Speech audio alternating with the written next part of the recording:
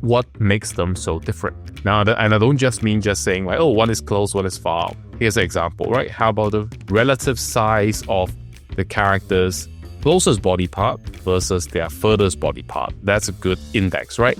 So if we take the character's head, right, which is about this size, include the hair anyway, and the character's foot, which is about this size. As you can see, the size difference is significant, right? Whereas we take a look at over here, right, with the character's head, and then we have the character's foot.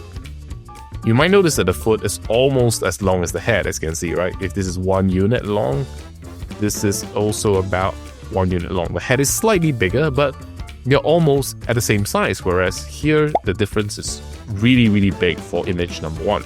So here are some of the obvious examples of how, the distance between your point of view and the pose being showcased will really accentuate some body parts.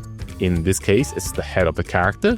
And in this case, it's not so much the head as a whole, but the upper torso is slightly larger because of perspective.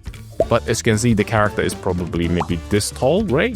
And our camera is taking a look at character from maybe, I would say this is like shot from the 2nd or 3rd floor of like an atrium, right? We're looking down at the person.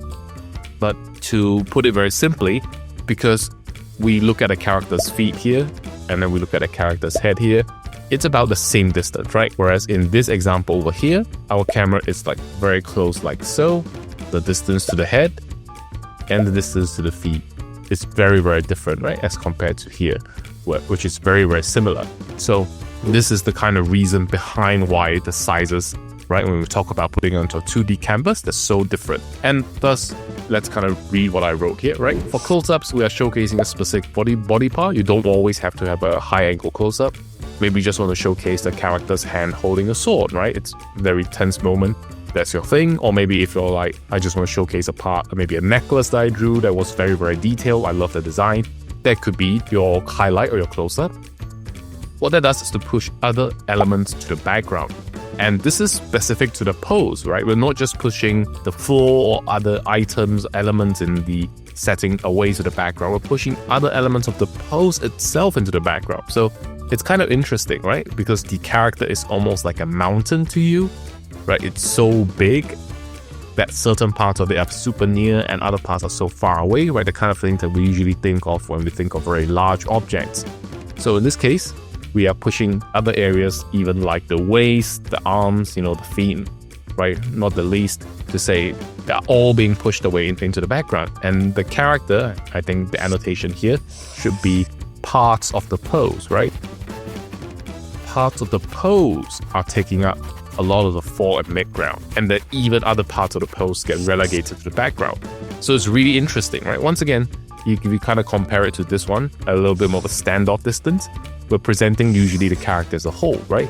Because the head and the feet are almost equally relevant in this image as compared to this one.